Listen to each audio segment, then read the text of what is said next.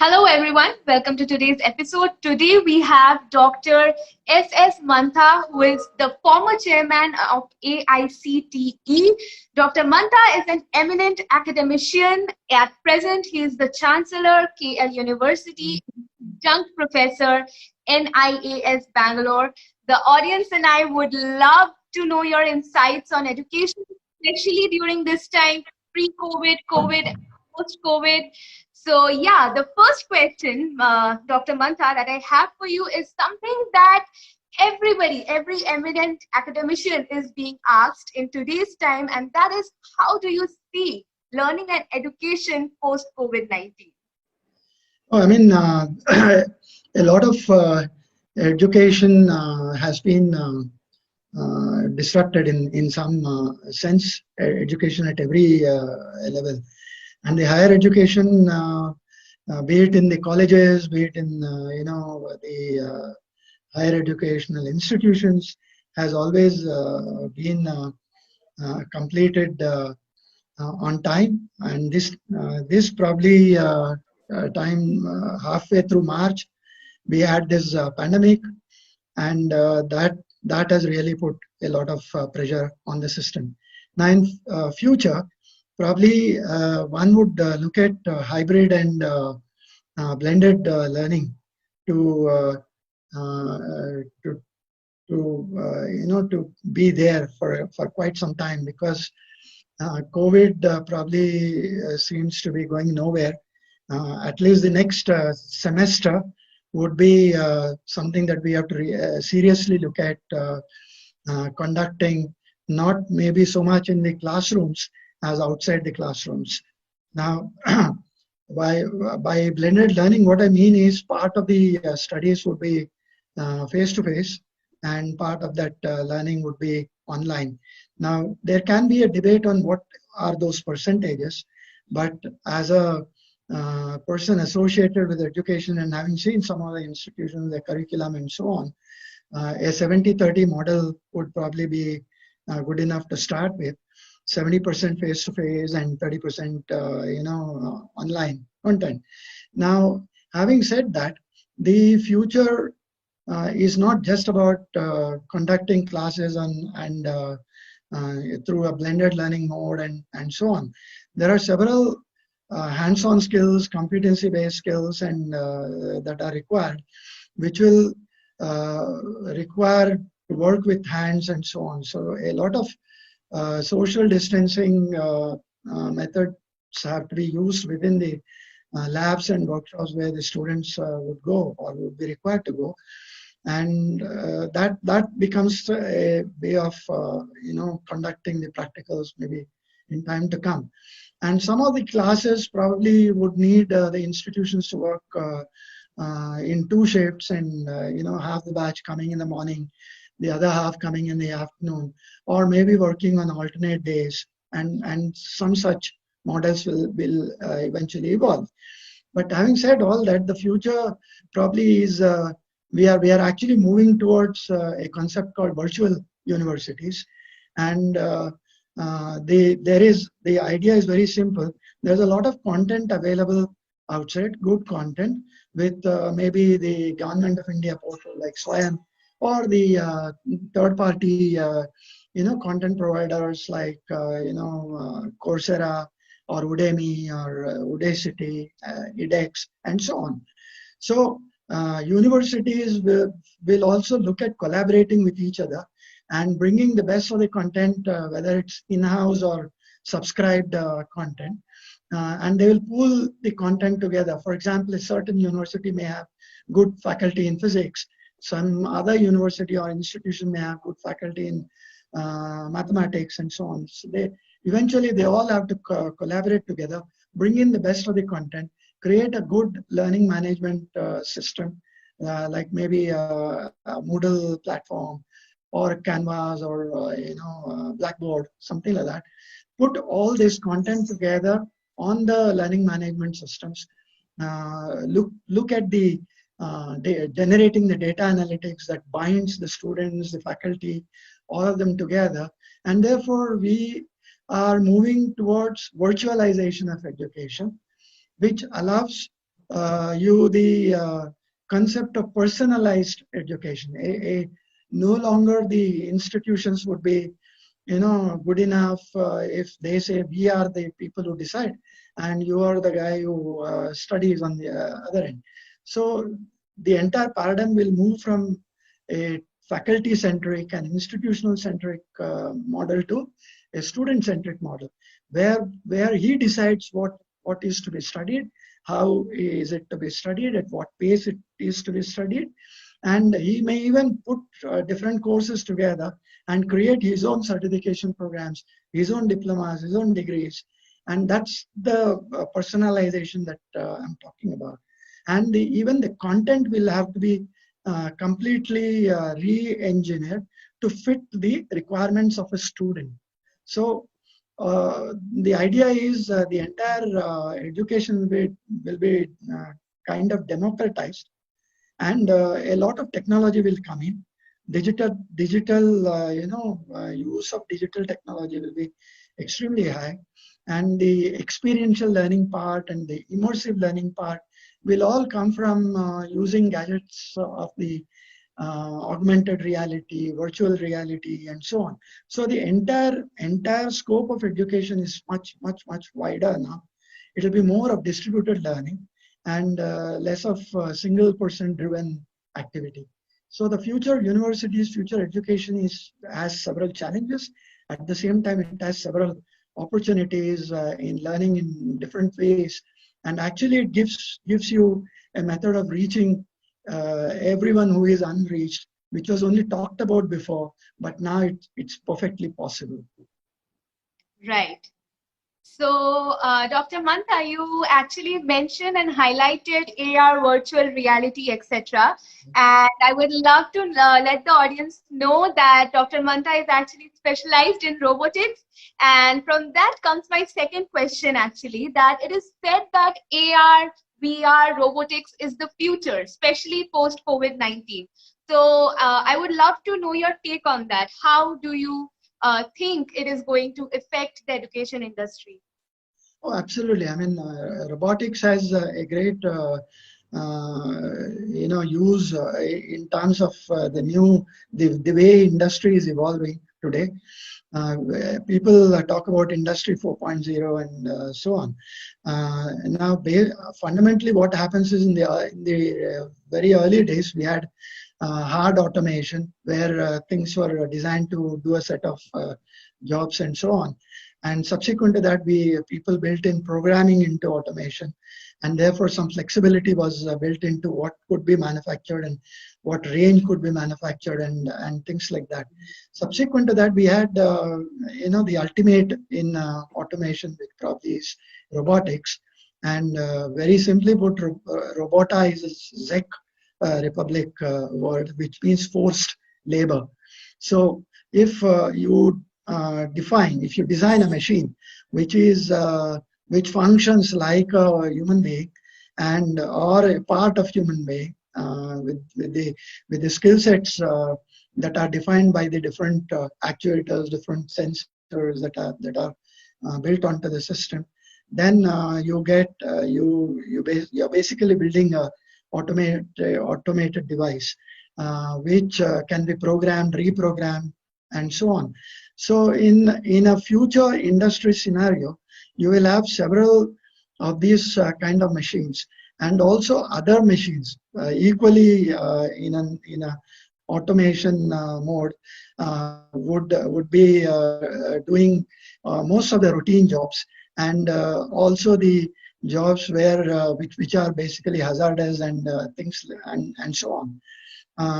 Now, there was a concept when a few years back when we had systems where human beings could talk to machines. Machines in the very early days, human beings used to talk to human beings and get things done. A certain phase evolved where human beings could talk to machines. Today, in Industry 4.0 scenario, machines talk to machines, and those kind of capabilities are, so therefore there are self-corrective measures taken and so on. So the low end unskilled jobs probably would just vanish in times to come, where automation would take over that scene. But having said that, a lot of artificial intelligence is also being built into these machines, so that the decision making can become more autonomous and so on. So the idea of Industry 4.0 is moving towards a concept of complete very high level of automation. Now this concept also needs labor 4.0, which means skills that are required in order to fit into a scene like Industry 4.0. So the skills revolve around understanding robotics, they evolve around understanding artificial intelligence, and how does the concepts of artificial intelligence, they help in making life easier in terms of taking decisions and so on. So the institutions, the universities, they all will have to retrofit their own understanding, their own curriculum, their own means of getting across to students with these technologies. And there are any number of other technologies which are required, which we in the IT arena we call as hot skills, and they also would be a world of good from a student's perspective to learn. But yes, artificial intelligence is probably there in every single conceivable device that we can think of. It's there in washing machines, it's there in the vehicle that we drive, it's there in a smartphone, it's probably there in the traffic system that the city uses, the smart cities. The expanse is absolutely very, very large. So you mentioned before that you believe more in blended learning, which is more 70% of face-to-face and the rest of it is online. But there is also no denial in the fact that the COVID-19 pandemic has forced the university and educational institute, not only in India but worldwide, to suspend the traditional way of classrooms and shift to online learning. So do you see that e-learning is taking the place completely of the traditional classroom, and why? Why do you think whatever is going to happen, that is? See, the fundamentally what has happened is the development cycle that was envisaged for online learning and has been compressed by the pressures that have been brought about by the pandemic. But over a period of time, the online learning has also evolved, and there is a lot of development that has taken place in terms of using online education and so on. Now, obviously, there are challenges within the online use of online education, and whether it will completely replace the classroom model is something that the time will tell. The time that was available when the pandemic hit us was very, very, very short, and therefore and some of the content was already done. Probably 70% of the curriculum was completed by that time, and therefore people resorted to they had to perforce do that, move on to a complete online learning mode. But as time goes by, like we all know, engineering, technology, they are applied sciences, and everything can't be virtual in an applied science mode. Or if one were to say, can medicine be online? It can't be. There are hands-on skills that are required and so on.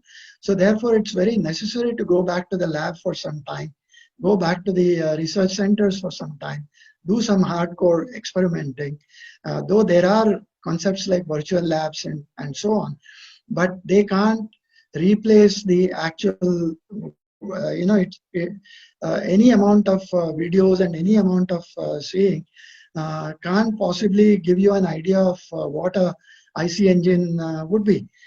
Than going to a lab and actually looking at a IC engine, working with it, and measuring the parameters, and doing maybe a heat balance experiment on that, and so on. So therefore, there are several skills that will require still hands-on working. So, but if the pandemic has a very pronounced effect in time to come, what people must do is evolve the social distancing, requirements, and work out a method of going to the lab in smaller numbers, doing those experiments hands-on, and substituting some of that work with good video content and so on wherever possible, and sorry, adding the online learning, the learning part of the theory part of it, conceptually, the concepts and so on will have to be learned online, and there are several ways of doing that, even within online methodologies. The blended learning itself has several possibilities. There is an a la carte model, there is a flexible model, and so on. So everything depends on what kind of interaction you need between the students on one side and the faculty who handhold on the other side. One important thing that must happen here is teachers must unlearn and relearn and those kind of things, because now their role will not be exactly one of a teacher in a classroom, but they will need to become guides and mentors. They'll have to handhold the students for the online content that is being given, and so on. So therefore, a lot of interactive sessions must happen, where the teacher comes on at the end of a let's say 15-minute online content, and then handhold the students and take them through the learning phase, and so on. So a lot of those things will continue to happen in time to come. But I don't think, at least from a technical education perspective, complete online is possible. There are several other disciplines where complete online is certainly possible. I can give you an example here. In fact, many of us would probably be feeling that music cannot be taught online. But you must be knowing Shankar Mahadevan has a has a portal where he teaches music online. So the possibilities are many. One needs to be enterprising and innovative enough. Right. I absolutely agree with you over here. So I have the last question for the day, and that is, we all know that an effective regulatory evaluation is extremely important, especially in college and university. So how do regulators need to change how they evaluate? What is your take on that? First of all, before talking about evaluation, we should certainly look at what kind of assessments are needed. All the accreditation agencies, whether it's NAAC or NBA or whoever that is, they all insist on continuous evaluation as a very necessary part of the learning system. And we all also know that the accreditation is mandatory for every institution to have. In the absence of which they probably will not get the grants and aid and things like that. So having said that, the continuous assessment must become a part of the evaluation system. So since anyway the content is going to be online at least for some time to come,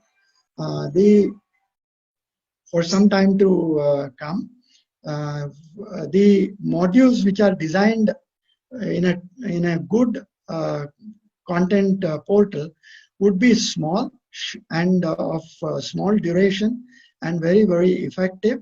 And there are a set of questions that follow the unit and so on. So if there is a 60-hour course content of 4 credits, which has to be delivered in a typical classroom, there will be probably a 15-minute sessions of coursework online, and each one will be followed by a set of questions and so on. So there is a continuous assessment that is happening all the time. Now, when a student goes through this, the skills are measured in that process.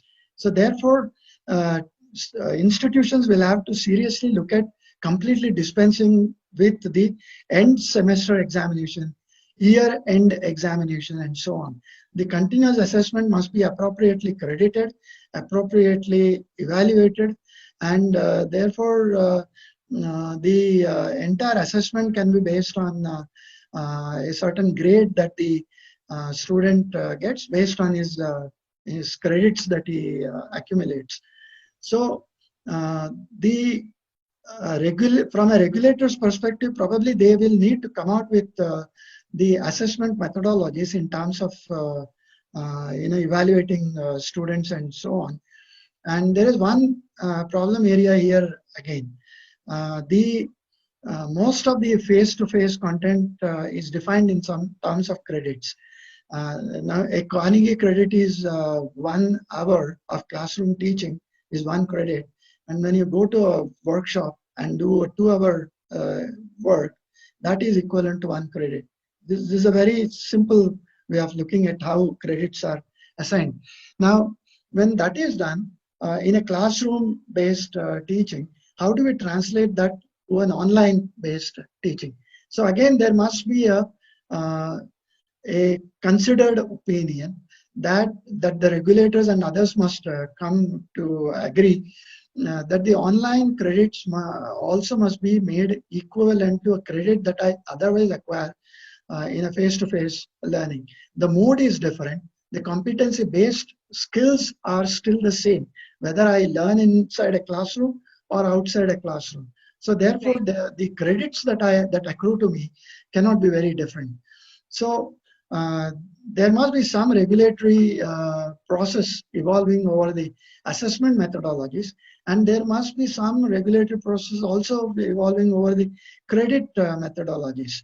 Now, in this context, there was a class action suit filed against the 3 universities in US in South Carolina district. And the students who filed this suit, their main content, there are 2 contentions. And the first one was that they have been given online education after having promised face-to-face education. Now, therefore, the fee charged should be different, and some refund must be made to them. And the second contention they had was the equivalence of an online degree to a face-to-face degree. Now, these kind of questions will come up much more frequently in time to come. Yes. And that's where the regulators have to play a role. Thank you so much, sir, for sharing your valuable insights and views with us.